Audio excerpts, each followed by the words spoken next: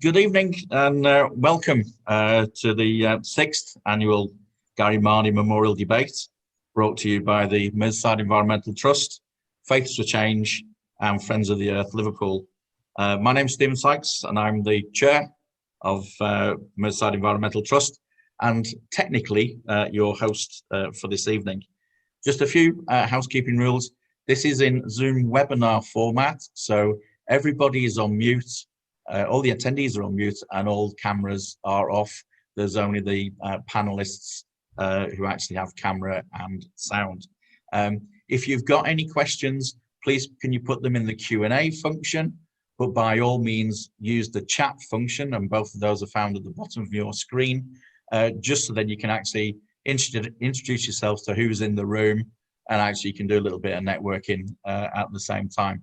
But questions for the panel, if you could actually put them in the Q&A function, and the team will capture them as you put them up. Before we start, because we are in this new format from what we normally do the memorial debate in, I'm just going to run a couple of polls just to get an idea of who we've got in the audience. So first of all, if you could let us know which local authority area you're in, and I'll just give it a minute or two just to see where everybody is.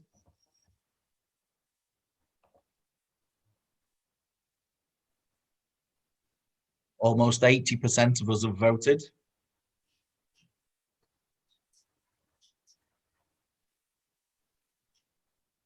So just looking at that, you can see that the majority of people are in Liverpool, but we do have one person from outside the UK, so we have managed to get a little bit far and wide than we'd expected.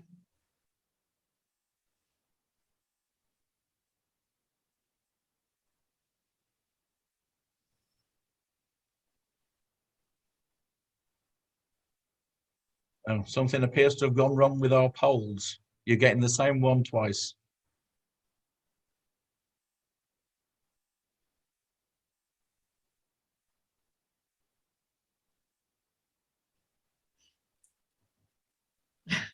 Technology, who'd have it?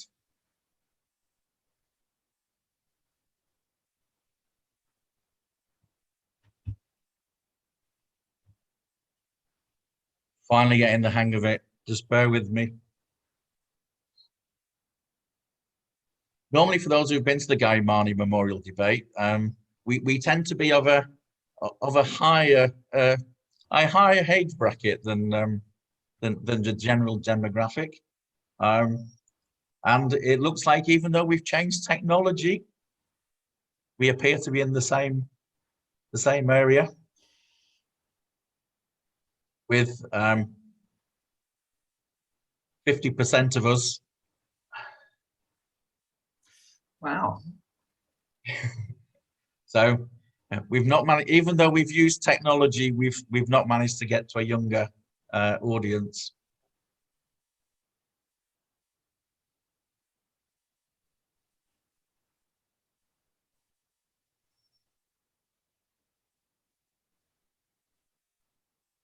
So what's attracted you to this event this evening?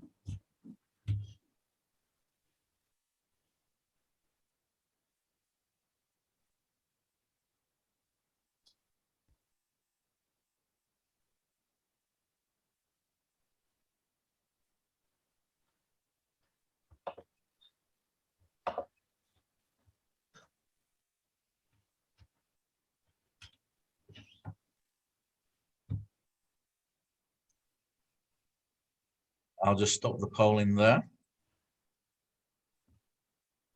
So obviously climate emergency has come out at the top, but equally climate and social justice and a regional focus has come out there.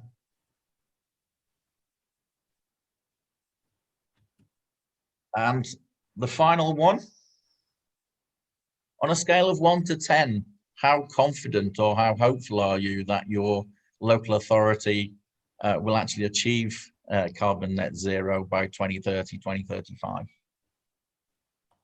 with on a scale of 1 being the lowest, you're not confident, to 10 being that you are.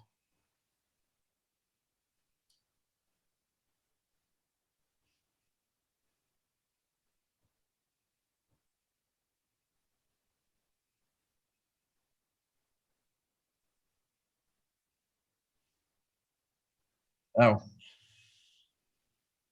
so 31% of us are down at the bottom end. So at least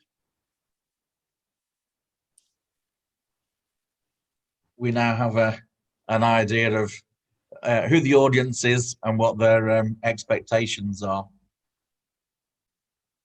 So I'll now hand over to Frank.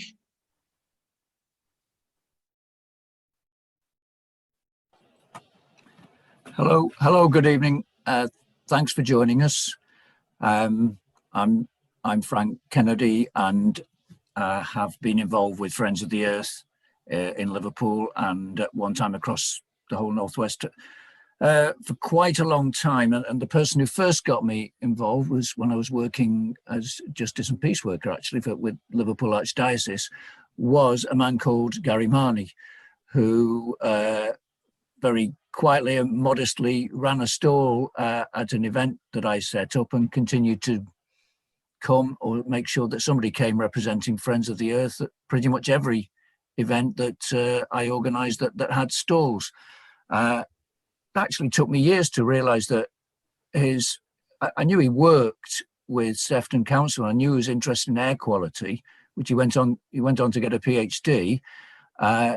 It was a good number of years before I realised that he was actually at international level an expert on this, because that just wasn't the kind of thing he talked about.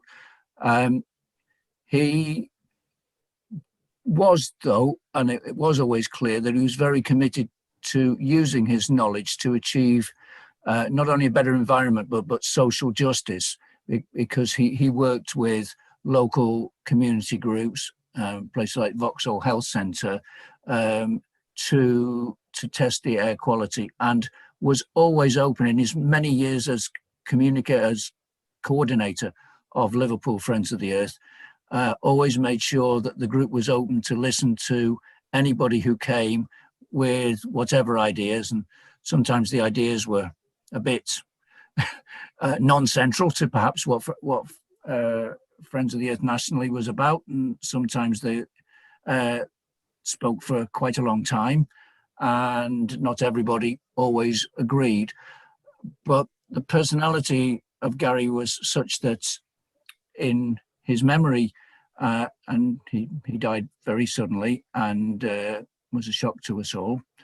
And we set up this as a debate, not as a confrontational event, because the method of working that I really picked up from Gary was to respect all points of view, and to start from the assumption that everybody actually does want the planet to be a better place for all of us to live, and does believe that every individual has the right to a decent standard of living, because we know he was very active at various times in trade unions, in supporting his colleagues, and there was a tremendous turnout. And I'm sure some people here with us tonight were former colleagues of his, and I know some of his family members were planning to be with us as well. So I'm very grateful for the support of Merseyside Environment Trust, who co-chair it, and Faiths for Change, who co-promote it with Friends of the Earth, for the support of National Friends of the Earth too, in keeping this event going. And I know his family are very proud of him and of this event. I'm delighted that Dr. Hilary Russell agreed to chair for us this evening, and with the speakers we've got. But I'm going to hand over now to Hilary to say a couple of words about herself, and to introduce the two speakers and how the evening's going to proceed from here. So thanks to everybody, and let's hope we have an enjoyable and informative evening.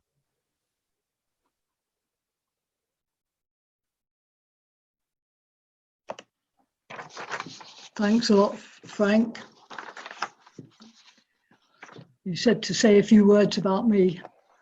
I think the key thing to say is that I obviously epitomise the age profile of this gathering, being at the top end, and as such have been involved in the voluntary and community sector in Liverpool for a considerable number of decades now. But my former work was in John Moores University in the European Institute for Urban Affairs, mainly spending my time evaluating urban regeneration initiatives. So again, got around, well, the country doing that, but also obviously around to a lot of the localities within Merseyside. So we are very privileged tonight to have two speakers here who are very well equipped to on this topic to lead us in our debate. Each of them is going to speak for 7 to 8 minutes. Then we're going to have a 10-minute break, which will be an opportunity for you to digest what they've said and to post questions in the Q&A. We're also leaving plenty of time for the speakers to respond to questions from the floor, so to speak. First of all, we're glad to welcome Professor John Whitelegg, who is an old friend of the city, but he was appointed Senior Fellow in Transport and Climate Change at the Foundation of Integrated Transport in 2020, and working there on the decarbonisation of transport. He's had many other roles. He's a visiting professor at the School of Built Environment in LJMU. He was formerly head of geography at Lancaster University, and he's a staff member of the Stockholm Environment Institute.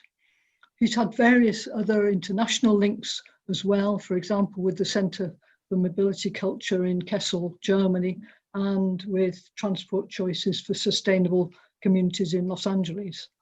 And finally, to say he served as a Green Party member of Lancaster City Council in 2003 to 2011, and he was the Northwest candidate for the European Parliament in 2004, and he is now based mainly in Sweden.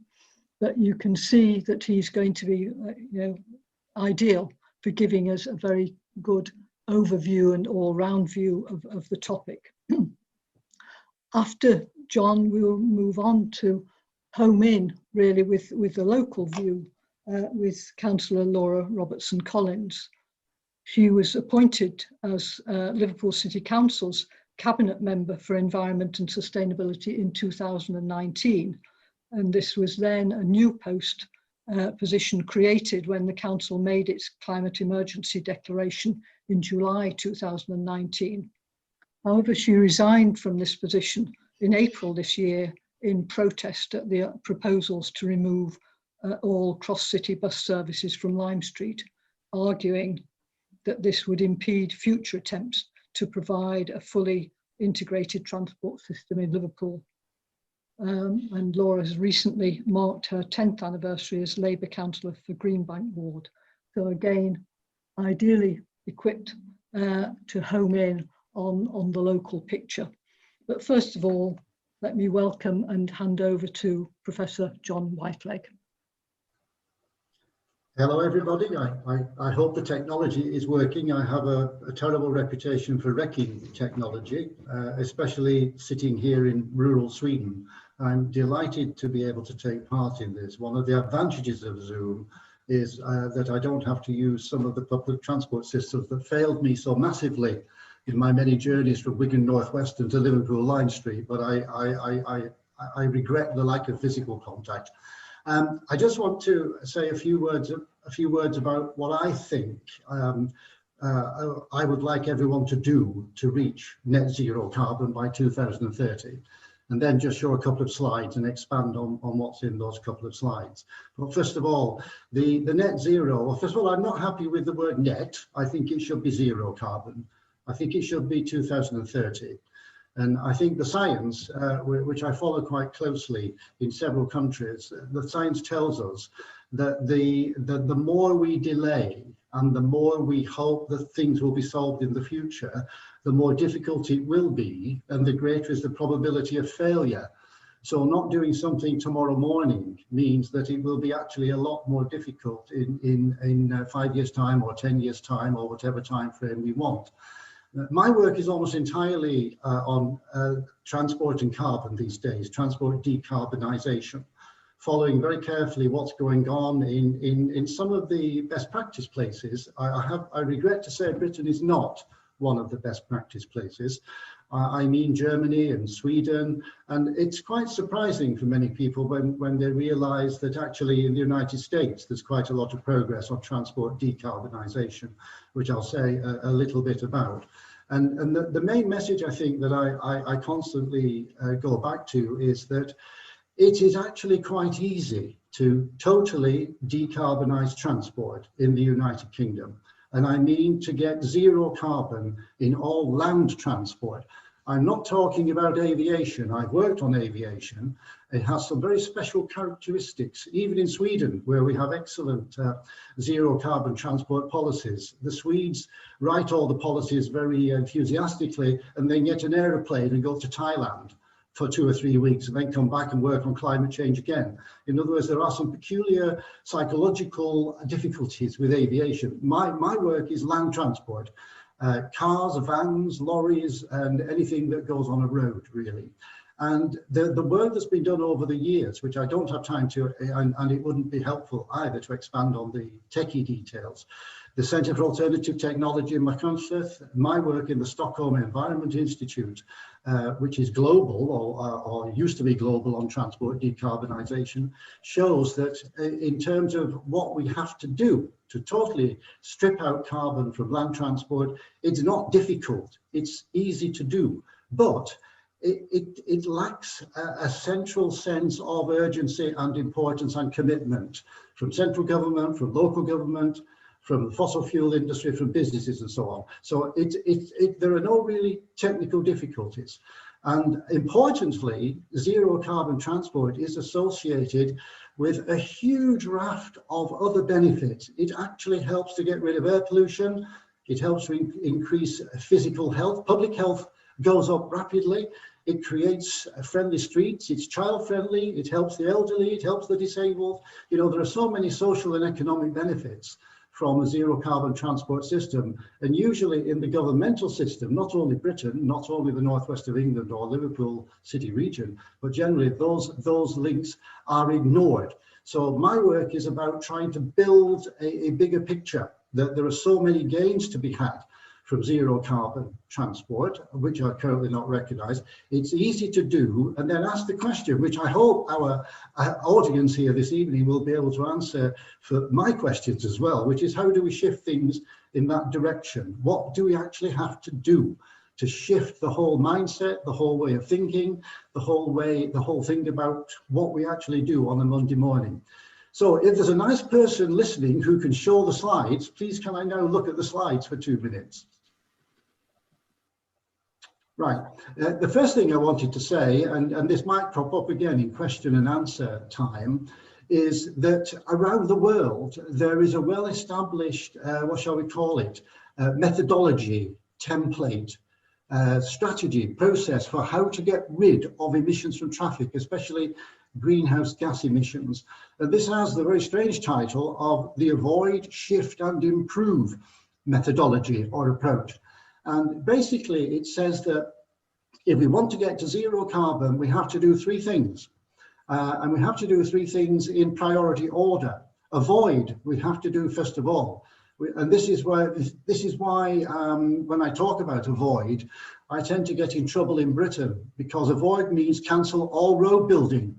We don't need any new roads. We don't need any new airports. We need to avoid adding extra carbon. One of my research subjects is embodied carbon, the amount of carbon generated by all the materials and construction going into new roads. So we must do the avoid, we must do the thing that we're quite familiar with, but we don't do it very well, which is shift.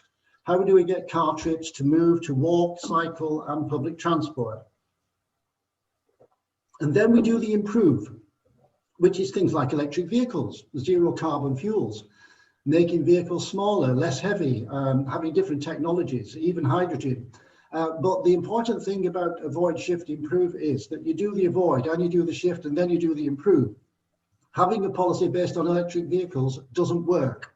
It's skipping the two most important things and basically embedding all our transport systems and mobility choices into the thing that weighs a ton and the thing that takes up a lot of space and the thing, even a nice electric vehicle can still kill a child on a street in Liverpool.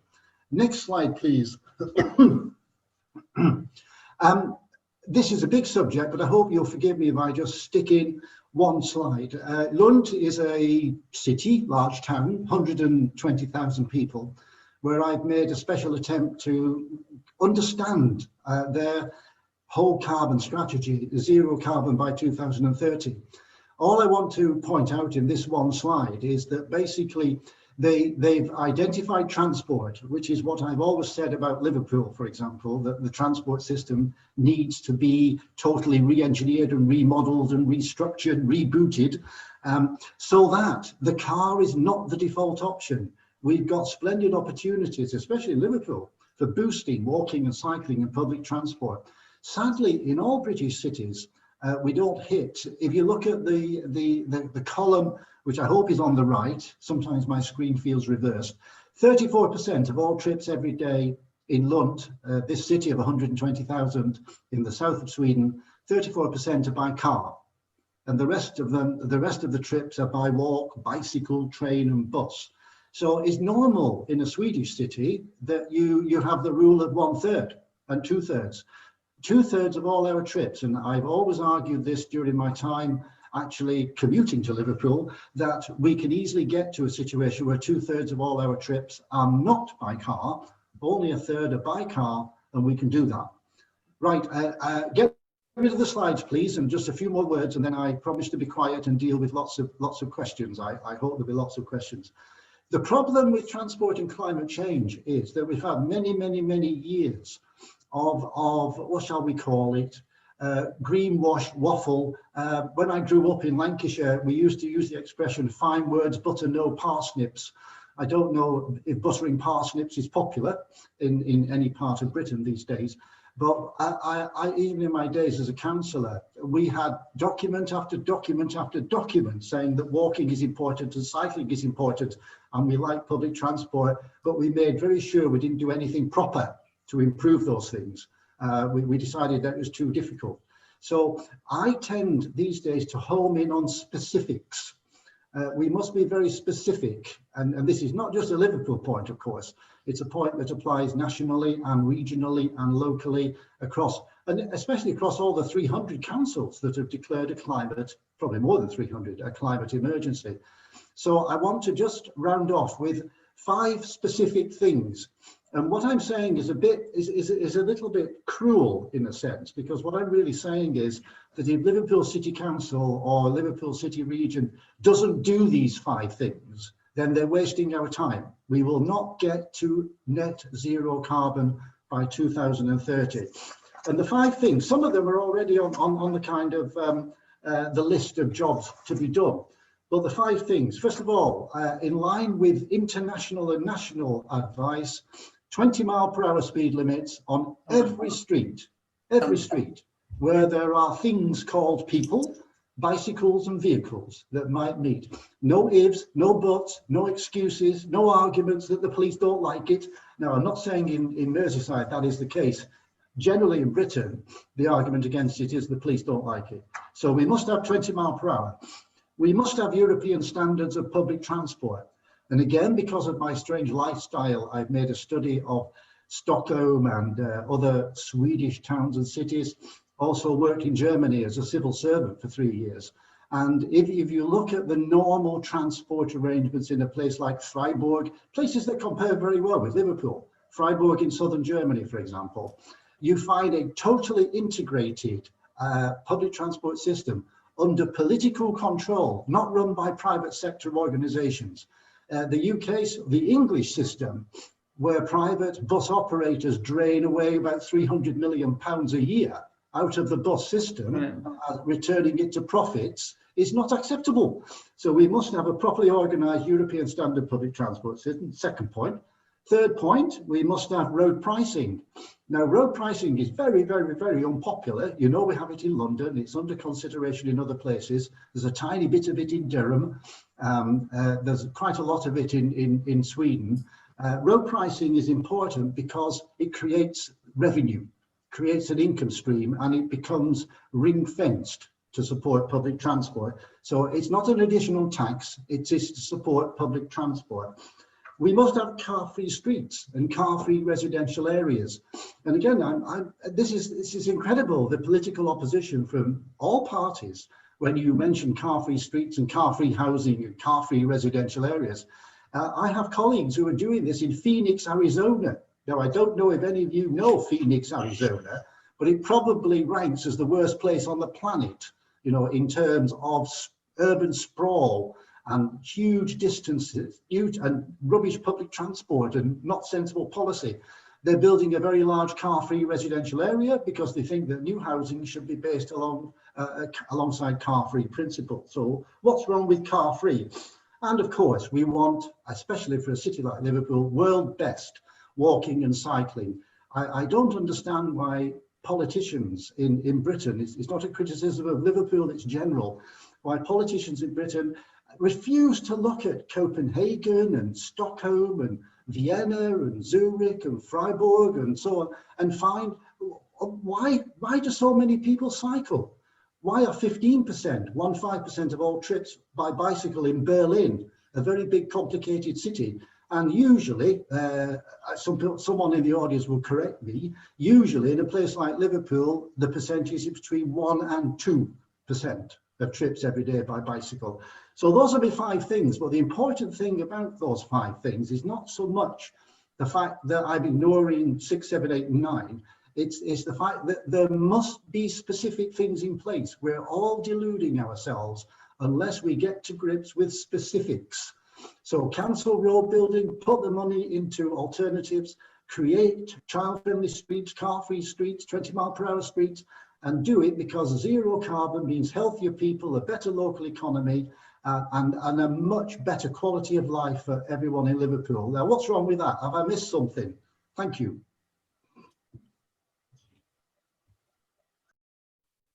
Thanks a lot, John. That's extremely thought-provoking. Just with regard to your 5 specifics in particular, just remind people of what you said to start with, which is that you want to know how we shift mindsets. So I think that will be a key consideration when we come to the Q&A later on. Can I hand over to Laura Robertson Collins now, and for you to take up the baton and talk about the local in particular, but whatever you want to say. Thanks very much, Hilary and everyone, and thanks, John, for that contribution. And thank you for the invitation to this event. As Frank said before, obviously it's a very special event in your calendar, and I very much appreciate being invited to participate in it. So thank you for that. I'm not sure it will be much of a debate because I don't agree with almost everything that John has just said. Very little that I dissent from. And of the 5 things that he lists as essential things that local authorities need to move on, all 5 will be touched on in various ways as I go through what we have done and what we haven't done. So it was very good to hear them. But as John will know, as an ex-councillor, of course, for a local authority, your net zero carbon targets and your transport things are just one of very, very many obligations and priorities and services that you have to provide. So although it seems extremely logical when it's presented that way and really helpfully simply presented, obviously from an academic point of view, of course, it's very easy to isolate those things. But when you're trying to provide adult and children's social care and all the other things that local authorities have to do, it does become a lot more complicated. So we are trying, but a lot of issues, and I will come to them in a moment. So as has been said, I'm councillor for Greenbank Ward, have been the local councillor for 10 years and a very long-term Labour activist as well. So I've been a member of the Labour Party since the 1980s when I was still at school and Thatcher ruled the waves or whatever she was doing and the miners were on strike, and I've been a Labour Party member ever since then. So I am very tribally committed to the Labour Party, and I'll come back to that as well, as I think realistically in terms of democratic change, social and economic change, the Labour Party is kind of the only real way forward for ensuring that social change in the UK anyway at the moment. So yes, I've been a councillor for 10 years. Greenbank Ward is a very diverse ward. It's in the south central part of Liverpool by Smithdown Road, bounded by Penny Lane, Lodge Lane, Sefton Park, very diverse, very vibrant. A third of my residents are full-time students. So when I say vibrant, I mean literally rocking till the early hours most nights. But it's a great place and a place with a very high level of awareness really with environmental work, and do a lot of local things in terms of community gardening, community food growing, composting, things like that. And that's always been my interest in terms of my local delivery as a local councillor, helping people do things like that in the ward as a councillor. So when Joe Anderson, the then leader of the council, created the new post of cabinet member in July 2019 as part of the declaration, I was slightly conflicted about taking that on because I had a few run-ins with Joe. We're not known for always seeing eye to eye on all environmental issues, especially over green space issues, but I did recognise that it was an opportunity that he was making available. So I did agree to that and to join the cabinet. And some of the things around the organisation of the portfolio, again, we'll come back to as things that have created some difficulties in delivery subsequently. But it was very good that we made that declaration. It's a 2030 target, very specific target, along with lots of the other local authorities. The debate question is, we've declared the emergency, so what? I'd say there's two very particular things around the so what for me as a local councillor and someone trying to deliver on some of the climate emergency priorities. The first one is very much about raising public awareness. So it is important that we made the declaration, even though we haven't made the progress towards necessarily the net zero that I would perhaps have liked. I think it's very important that we made that declaration, and lots of other local authorities and large organisations made that declaration. It does raise the public awareness of that. And I'm sure everyone at this event has probably been aware of the climate emergency for years, if not decades, but obviously in terms of the more general public awareness, it has made a big difference. I think it's moved on a lot in the last 2 years. And then, of course, within the council, as someone trying to work to change policy and to deliver on some of these new ways of delivering services, it is important, the declaration, because it gives a focus and something to kind of urge people with the urgency of it and the fact that it is an emergency, and in terms of trying to change services and get things delivered, whether it's the specifics of decarbonisation or more general things around improving biodiversity and cleaning up our air quality and so on. It does help give a focus to that as an internal organisational issue. So there's been some things that went well and some things that went less well in the 21 months that I was trying to make progress with this.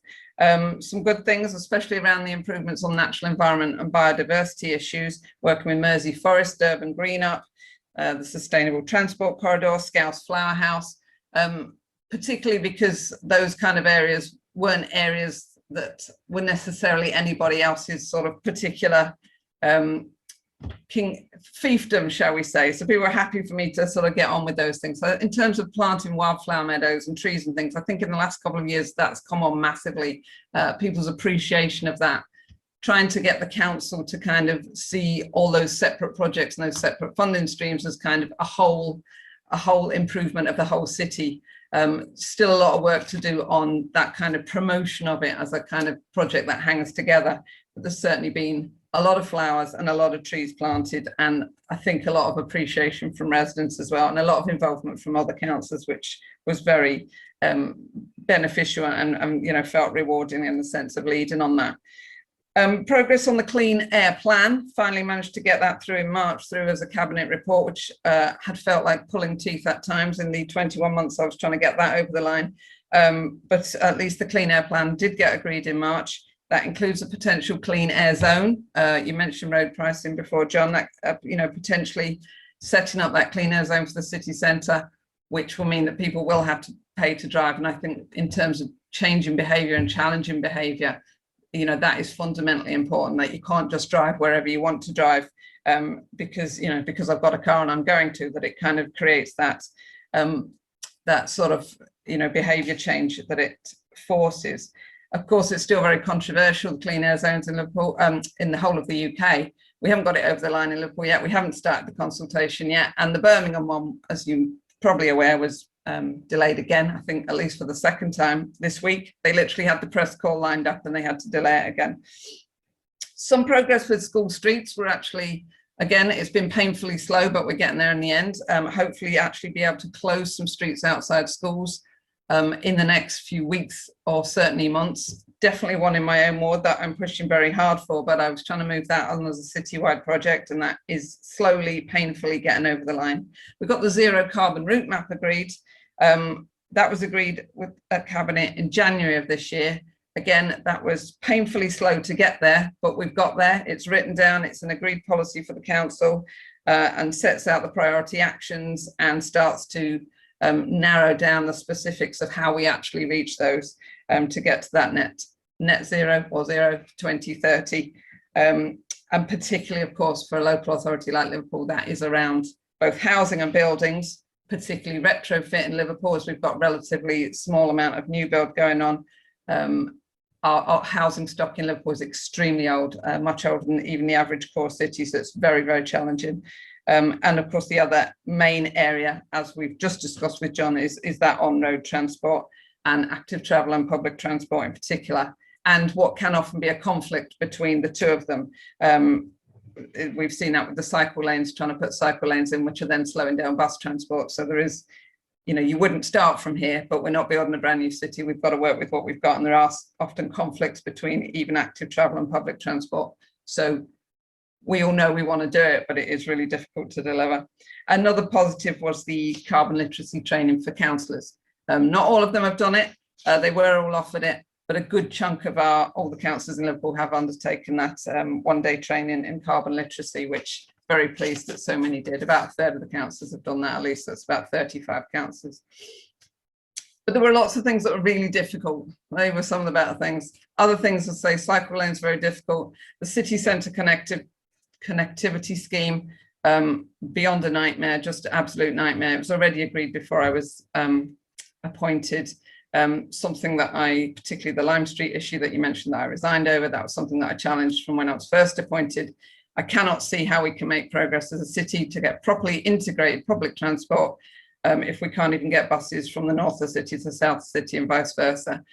It was continually raised by me and by some other people, but for some reason I could not persuade people to delay that decision even in April. We've now got a new administration, and I say I wasn't prepared to be part of an executive that took that decision in April, so that was what I stepped down over in the end. But I did try very hard to change some of that. We did get some improvements on Hanover Street. We got the bus gate, and that improved the bus routes there. Other problems, planning policy remains very weak on sustainability, although our local plan clearly identifies enough brownfields for housing that's required by the government. And the retrofit, as I said, is a really challenging thing. So why is it so difficult? John's made it sound really simple. He says that we know what we need to do. Why don't we just go and do it? There's four things that are particularly difficult. Two are general, two specific to Liverpool. Two general ones. One is austerity. That's not just me as a Labour councillor moaning about the nasty Tories down in London. They are nasty Tories down in London. We have had over half our budget cut. Local authority, local government has been absolutely hammered in terms of public services and public sector spending. So that has made a real difference in terms of hollowing out large organisations. It is really difficult. We are really short of capacity. And as you try and maintain those frontline services like the adult and children's social care, the statutory services that take up a massive amount of funding, then obviously the rest of the council there's less and less capacity and resources in there. COVID, of course, absolutely flummoxed local authorities. We had to massively change how we delivered things. just overnight, you know, in terms of actually feeding people, changing how we provided services, changing what we had to do. Staff were off sick, and you know, staff were shielding, staff were working from home. So it's just an absolutely massive impact, of course, for councils and for all public services, but it did hit local government. So that's caused a lot of delay in some of that other work around decarbonisation and so on, because you just didn't have people available to do it. They had to go and do other things. And then specifically around Liverpool, say, there were problems with my cabinet role, because that was added on as a cabinet role. There wasn't a fundamental realignment of the portfolio. So while I was responsible for policy for air quality and transport, for example, someone else still had the highways operational service as their responsibility. So that did cause a real difficulty in trying to deliver some of those things that I've said were a problem. And of course, we've also now had the allegations and the best value report and some of the intervention from government, which is, again, caused a distraction and is difficult, and whatever else has gone on there, you know, problems have been identified in the regeneration and highways department, which I did find a lot of policy differences with, and obviously that's still ongoing. We've got commissioners coming. So there's a lot of things that we're dealing with while we're trying to deliver on this, as well as trying to maintain all the other services. So I think we are in a position where, as John has said, we do kind of know what we have to do, as most councils do. We need funding from the government, massively do need more help from the government for local government. But we also need help in terms of things like regulation and enforcement, and letting us kind of actually, you know, when we're trying to change behaviour, as we've seen with the clean air zones, we need national government to be supporting local government. Having a very right-wing libertarian government in London really doesn't help, because it kind of undermines our ability to actually deliver on some of those things. Some more support from the Labour Party for our big local authorities would be helpful as well. Again, with clean air zones, I haven't found a lot of support from the PLP, because they see it as a Tory party policy, but it's big Labour authorities that are trying to deliver those things. And of course, we need support from our residents. I say residents are aware now of the climate emergency, but I still every day get requests for more bins, residents parking, one-way systems for cars to go because there are too many cars. And it kind of fundamentally challenging some of this stuff is very difficult. So even though people kind of get the bigger picture stuff, when you're asking them to actually change their own behaviour, there's a long way to go, and it's very hard work as a local politician, because at the end of the day, these guys who want to be able to park their cars are, of course, the ones who vote for us. So that is a very real balance that we have to bear in mind at all times. If we don't get elected, of course, we're not there to deliver change. So it is genuinely a very conflicted position at sometimes. So kind of that's where we're up to. You know, that's some stuff's gone well in 21 months. Some stuff was extremely difficult, to the point where in the end, I wasn't prepared to endorse it. Local authorities are under a lot of pressure. Big core cities are under a lot of pressure, but there's also a lot of good stuff going on. And I think we're going in the right direction. And I put number 8 as in whether I thought we'd make it to by 2030. I'm fairly optimistic that we can get that basic decarbonisation over the line. And some of the other stuff around the clean air and the biodiversity and the ecological crisis, hopefully will be carried along with that, and we'll get improvements there as well. But thank you. Thanks a lot, Laura. That's really helpful. I mean, it was good to see the extent to which you were echoing some of the things that John said, but also brings us down to earth with the realities of a local political, with a large P and a small p position, and that's really really helpful. A lot to muse on, so we'll now have 10-minute break for people to start to digest all of this and to post the questions in the Q&A. But don't go away altogether. Come back soon. Okay, thank you.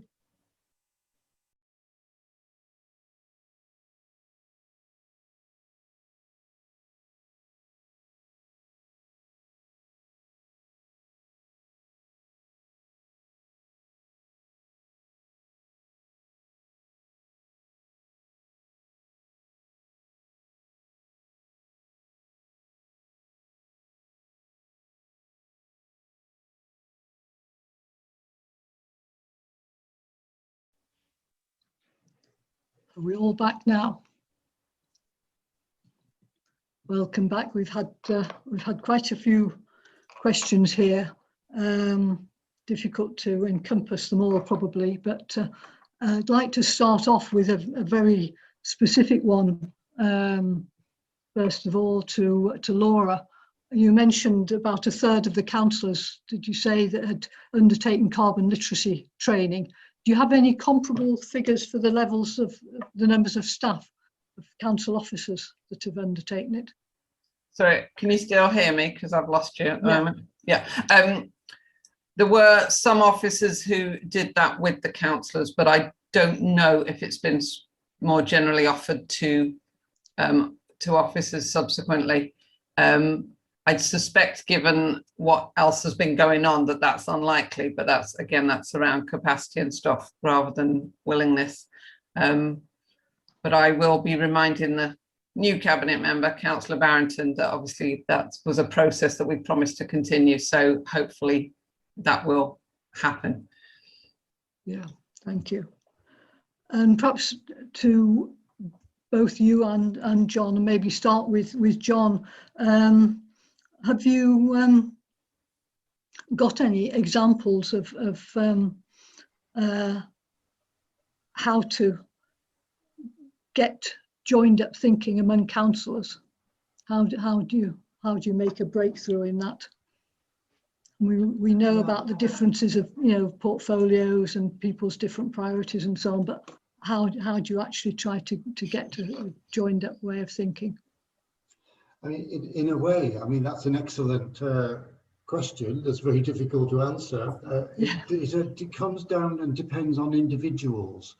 I was very interested in what Laura had to say, but for example, I'm going back some years, I worked with Labour councillors in Edinburgh at their request on how to sort out integrated public transport, how to get rid of vehicles on Princess Street, how they might get a tram system, how they could argue for those things based on improving public health and on creating better quality of life, especially for lower income groups, and how could benefit the local economy.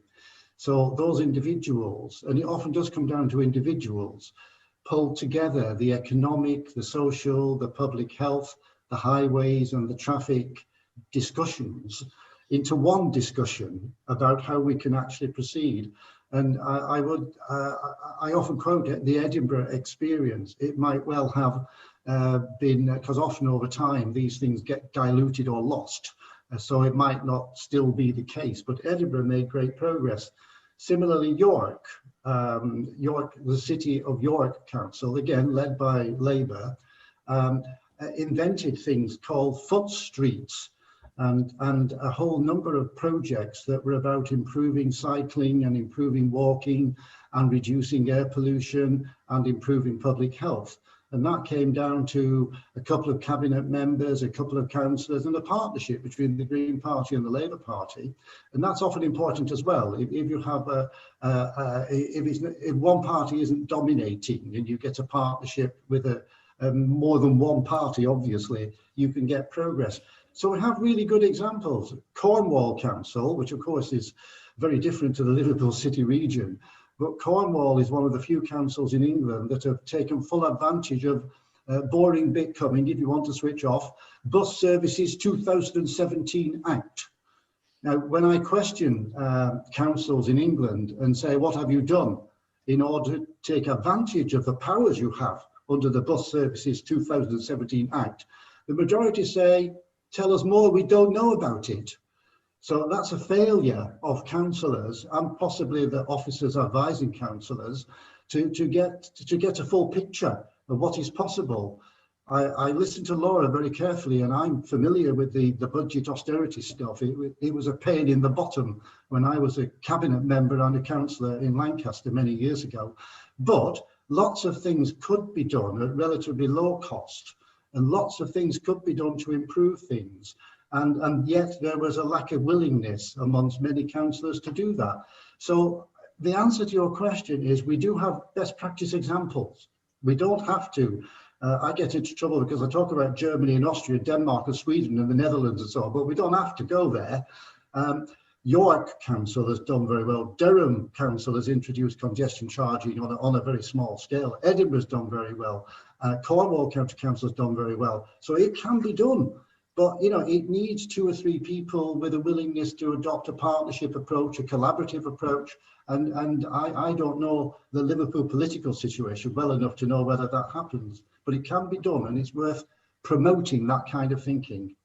That might be something as well for something like Merseyside Environmental Trust to take up. I mean, to actually get case studies of other places as exemplars in that way. So yeah. Laura, anything you want to add to that? So the question was about cooperation between councillors rather than councils, was it? Well, it was getting the joined up thinking across. Yeah, I mean, obviously no one would advocate for less cooperation. I mean, you know, in Liverpool now we have a new mayor and a new cabinet, and the new mayor is committed to sustainability and to that agenda. And obviously the reality of having a mayoral system in particular, but a leader and cabinet is, you know, what the leader says at the end of the day goes, and it doesn't matter how strongly you advocate something else. If it's not what the leader wants, it's not actually going to happen. I think there is quite a lot of consensus now in Liverpool, and there's certainly a much more optimistic future in terms of the councils working across Merseyside. I think the city region is doing some really good work on sustainability, and particular with the moves towards the bus re-regulation. Politically, everyone in Liverpool would absolutely be supporting bus re-regulation. There's no question of that. The people who don't support it, of course, is the Tory government. So if we got the opportunity to move back towards re-regulation, then there would be absolute unanimity across Merseyside and across Liverpool, politicians and all the parties represented in Merseyside to support that. So I think with Liverpool specifically, it's more optimistic with the new mayor, with her priorities. So I'm optimistic. Right, thank you. There's a question here, just looking down my list.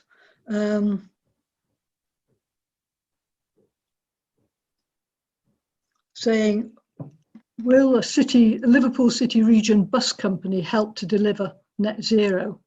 Local authority routes ignore needs outside one local authority, for example, bus routes from townships to hospitals. Definitely. Yeah. Definitely, yeah. We absolutely can't wait to get some movement on re-regulation of buses. Yeah, the private profit that's taken out of that and the way they run at the moment is fundamentally providing, you know, creating enormous problems. So yes, definitely. Right. If I can add a quick comment, Manchester is currently, well, it has announced, I haven't seen the details, it has announced that effectively it is taking over control of the coordination of bus, essentially doing what London does. Yeah. You know, so it is possible. The fact that Manchester has announced it is doing it is really interesting. The devil might be in the detail, but the Liverpool City Region could announce, we will do it. You know, the Bus Services Act I talked about gives a lot more power over coordination and fare levels and stuff like that. But the Manchester approach is really quite remarkable in that it actually will effectively bring buses under public control, which is really what we need in England. Yeah, yeah. Very, very much needs to be done now. No, I couldn't agree more. And the Liverpool City Region has announced its intention to do it, but it is further behind in the legal situation. Okay. Yeah. If people want to express views on this sort of thing, what do you think is the best way of them actually, you know, getting through to putting their point of view? Is it to write to their own local councillor? Is it to get in touch with the City Region Mayor's office? You know, I mean, I think especially when you know, quite often on a lot of justice issues, people tend to think, well, we've got a Labour lot in, they agree with us anyway, but that overlooks the fact that different individuals have different priorities and there is the need for the joined up thinking. So what's the best way of us getting this sort of view across? either John or Laura.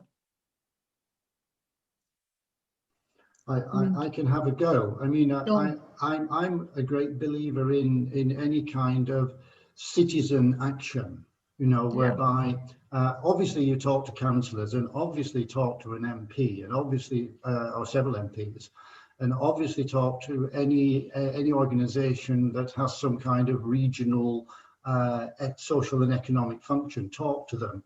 But very often the thing that does bring about the kind of change we're looking at is the citizen jury, the citizen involvement, where large numbers of individuals come together, take advice, take evidence, discuss the issue, come up with a formal recommendation and a policy document, release it to the media, talk regularly to BBC Radio Merseyside or whatever, put articles in the local newspapers. You know, it's definitely, from my perspective, I'm interested to know what Laura thinks. Things tend to move more rapidly towards some kind of social change or mindset change if there is perceived to be a groundswell of requirement for that change from the general public. Laura, anything you want to add to that? I missed the question, sorry, because my laptop threw me out. And Oh right, it was just how for the ordinary person in the street to put their views across on this sort of thing. What's the best entry point for influencing what happens? Oh, okay. Local councillor, city region. I mean, I certainly would have advocated if a citizens jury of some kind as part of the carbon reduction plan, had I still been in power. Obviously I'm not, so it's above my pay grade now, but certainly for, you know, everyone has got 3 councillors, and I've said this at events, you know, at other events I've attended. I think Frank's heard me say it before. Every single person has got 3 councillors. Make sure you go and see them and speak to them. You get them to quite a lot. If you can go and sort of, you know, express support for what is being done, but also offer your help as, you know, the environment for your local councillor is really, really important, because as well as delivering stuff at city-wide level, we're also delivering stuff at ward level as well. And it would, you know, and as I said before, we are influenced by what people say to us. So if all, you know, if all councillors are hearing is they want more parking and they want cars to go faster because, you know, they want a one-way street, then, you know, that's influencing what they then do. So if environmentalists are lobbying them politely and helpfully and offering help, that is really helpful. So I'm not to make your cabinet member or your mayor or your MP just go and see your 3 local councillors and be in contact with them, but in a positive and supportive way, and ask them what they're doing, but also offer them, because some councillors may not be aware of all these issues. Say some have done carbon literacy training, others haven't, and others have got other priorities in their ward. So do make contact, but, you know, in a supportive way. Yes, again, I think in that organisations, whether it's Friends of the Earth, Merseyside Environmental Trust, Base for Change, whichever it is, have a role to play in actually giving people ammunition, giving them examples that they can put across and so on. So Yes. Another question, which again is I mean, it's about influencing change, but saying that there can be a tension between the sort of obligations that are put on individuals, not to fly, to recycle, to think where what they're buying has come from, and the air miles and so on, and tension between that and then sort of political obligations of environmental friendly taxes, etc., etc. What are the speaker's thoughts on the balance of this, and does nagging people to do the right thing actually take pressure off governments, or is there a more productive way to frame discussions? Can I say you're breaking up a few times, Laura. On my screen it says your network bandwidth is low. I'm not quite sure how we can sort that, but if we come to John first and see if it remedies itself in a couple of minutes. Yeah, I mean, a couple of points arising from that kind of question. I think, first of all, there isn't an understanding in this country generally of the fact that the majority of the population actually want, for example, reduced car use. The Department for Transport has a public attitudes to transport social survey annual thing. And the last time I looked at it last year, 74% said of those who were contacted said we want to reduce car use. When you do a proper project, the terminology is dreadful, but there are ways of contacting large numbers of people. I did this in York with York Council, supported by Labour councillors, the York Intelligent Transport Project, and we worked with 5,000 people. And the result of that was the 5,000 people, 20% of them made a decision to reduce car use. The information about behaviour and what kind of things people are prepared to do is like recycling, it's like flying, it's like driving cars, it's like a whole number of things linked to high amounts of carbon emissions. That if people are treated seriously and engaged properly in a discussion about the options and the possibilities, they will make a change. They will move in that direction. And one of my concerns about transport is that generally in Britain, central government and local government just assume that the car is the default option. We can't really challenge people who want to use their car because they won't vote for us, or we can't do that because the car is some sense, according to flawed economic theory, is in some sense linked to a successful economy. And yet, when you talk to thousands and thousands of people who live and work in a city region, they're quite willing to make a change. Enough of them are willing to make a change from motor vehicles to walking and cycling and buses. In Sweden, and I don't think this happens in Britain, there is a massive shift, which is one of the things I'm looking at in Sweden. People saying we will not fly. Flying is unethical, unreasonable, damaging to the environment, and makes climate change worse. And my Swedish is appalling, but there's a Swedish expression which means flying shame. And in Sweden, if you say to someone, I've just come back from a nice holiday in Thailand, they say, shame on you, you know, and you're in difficulty. So there are interesting psychological approaches to changing behaviour. But the problem in Britain, which I constantly come back to, is that there's a general acceptance in central and local government that we're into a car-dependent society. Car use is the default option. It's the normal thing, and you've got to be very careful. You mustn't upset the drivers. You mustn't upset the motorists. You mustn't increase parking charges. You mustn't introduce congestion charging, you know. So we need a more mature understanding of what changes behaviour. Yeah, there's an interesting thing from somebody here. Could we get people to pledge to the power of 3 as a start? For example, beginning now, 3 days of your working week travelling 3 ways other than cars, perhaps 3 weeks in every other month, or moving on to an overlapping idea of targeting communities to pledge organised car sharing for 3 weeks out of every 4, and so on. Reasonably feasible ideas like that that could catch on. She says, yes. Any mileage in that, which I think is a pun.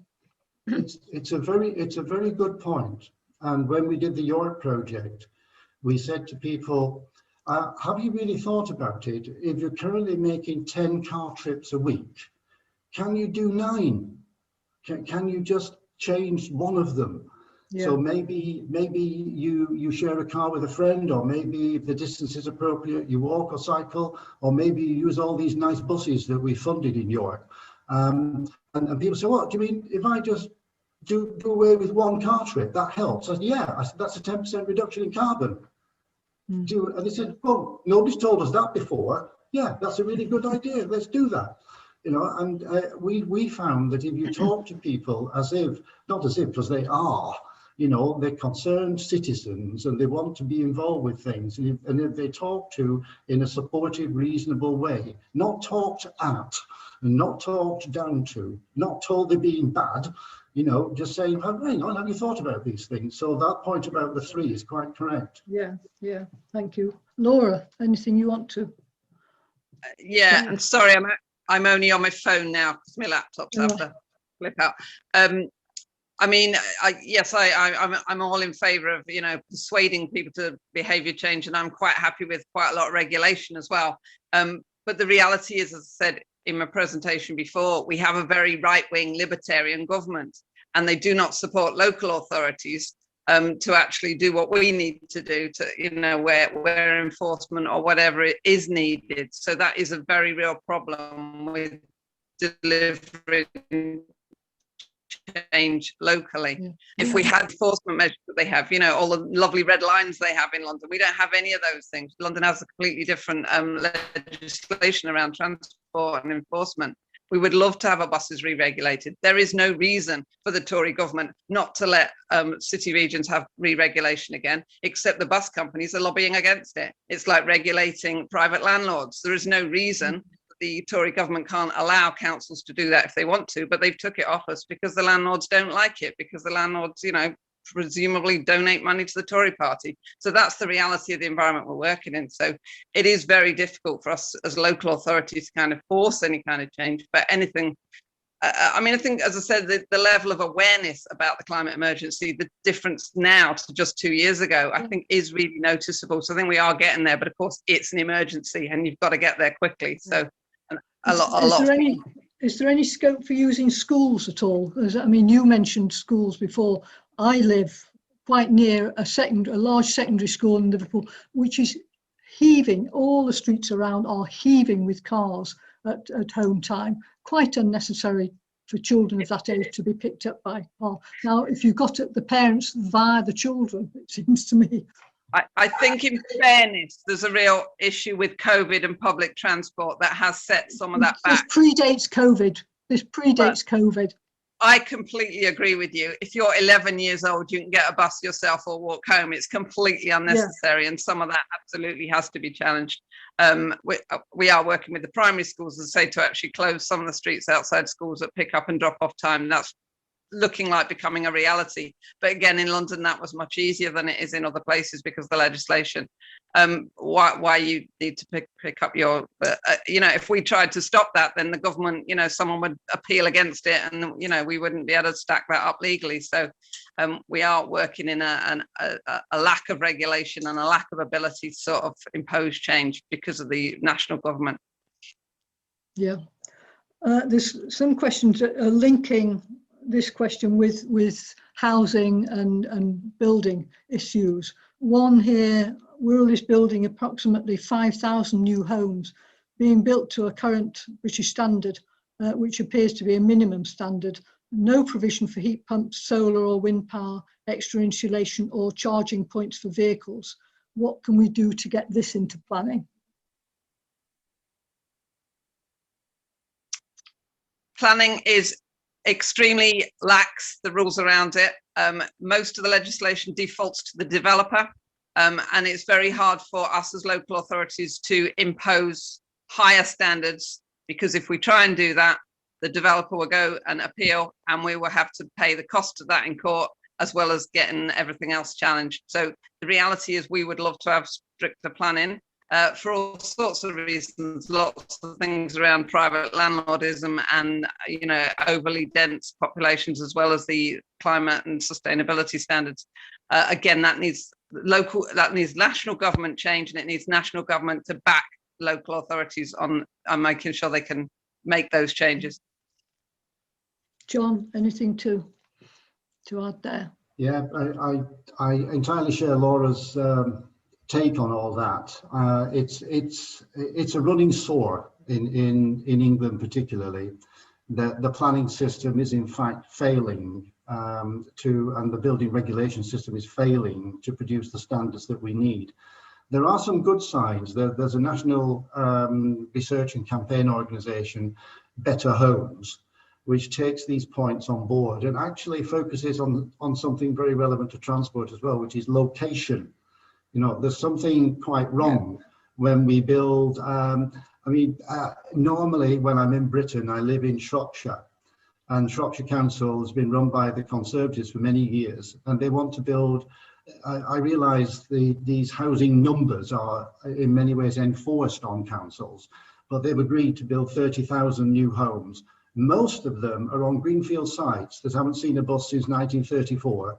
There's no footpaths by the roads. There's no possibility the children can get to school anywhere unless they're taken by car.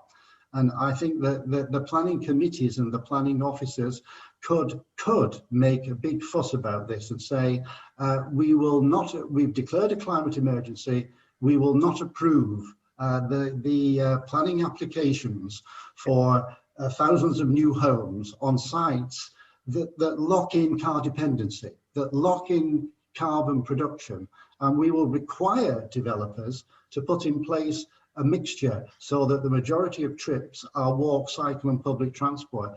Now, Laura's quite right, you know, that there will be a huge kickback from the developers, and there will be some financial losses if they claim that they've been dealt something that was wrong and they want compensation. But there does come a point where councils do need, this is like when Ken Livingstone, and I was privileged to be part of a committee working with Ken Livingstone many years ago, when he said, I've got this really wacky idea called congestion charging, you know, let's do it. And the Evening Standard, if I remember correctly, in London, went absolutely berserk. You know, and day after day after day after day savaged him and said, this was terrible, this is dreadful, this is the end of the world, you'll destroy the economy, and. But whoever was involved at that time in the Labour government of London stuck to it and did it, and they came through it. So there does come a point where people have to be a lot bolder, and things like housing building standards and energy efficiency are slightly out of my normal domain, but I come in contact with people all the time, and we do need a serious campaign to improve, to get to the German passive house standard, where a house built on anywhere in Britain would have, you know, would reduce its energy consumption by 90% compared to current building regulation standards. This is all very painful because all of us are very busy, and we can't say it's Monday I'll fight housing standards, it's Tuesday I'll fight public transport, it's Wednesday I'll sort out high quality organic food, it's Thursday I'll do animal cruelty and welfare, it's Friday. You know, I mean, it's very hard. So as long as some of us do some of that, we're doing okay. Thank you very much. I think we need to draw to a close now. So thanks very much indeed to our two speakers. I think everybody will agree that we've been extremely well served this evening. We could have gone on an awful lot longer, but you know, we can't do that. Thank you also to all the people who sent in questions. The technology was such that it was difficult to put questions with names, but you know who you were. And thank you very much for all who made comments and put in questions. Do you want? I know you've got to go very promptly, John. Have you got final comment you'd like to make, and then we'll give Laura the last word after that.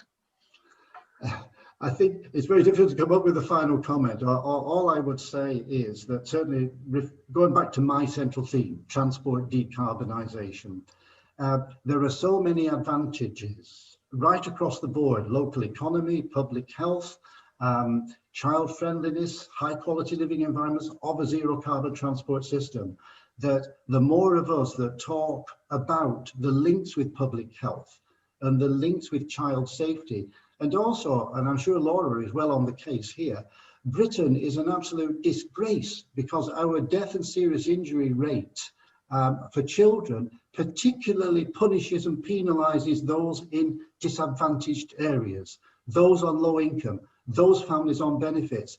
We're the worst country in Europe because we preferentially kill children from poor backgrounds on low incomes. So we need to get to grips with all those things. All of us need to do is pull together the public health, the local economy, child-friendly streets and cities, and just argue constantly. This is not just zero carbon. Zero carbon is incredibly important, but it's about a massive lifestyle improvement right across the board that differentially and disproportionately benefits those at the moment who are, and I don't like the terminology, those who are seen to be disadvantaged and lower socioeconomic groups, those horrible words. So if we can join all those things up, we'll be a lot more successful. Thank you very much. Laura. Yeah, well, apologies again, this isn't really a debate because most of what John said I completely agree with, even though I've tried to outline why it's sometimes difficult to deliver that, but I completely agree with what he's saying and where we need to be. But just as an additional comment, is that politics matters, and politics with a big P. As say, you know, I'm sure very few people on this call will be ever voting Tory, but you know, the fact that we've got a Tory government does make a real difference. But seriously, go and see your local councillors, speak to them locally, support them locally on this agenda, because councillors can make a difference in the ward as well as at the local authority level. And I say, for me personally, I see the only way through in terms of engendering serious changes through the Labour Party. So if you are thinking of joining the Labour Party, please do, because the more environmentalists in the Labour Party, then the better for that whole agenda and moving it forward. So thank you. Thank you. And thanks again to both of you. And thank you too to Stephen, Frank and Annie for organising tonight's debate and discussion. It has been recorded and I think everything will be available afterwards. And it would be good as well to get any feedback about the event or about the issues that have been raised at the event. So I think, Frank, you put your email address at Friends of the Earth for people to give feedback. So please do and keep in touch. So thank you very much. Go well, everybody. Thank you.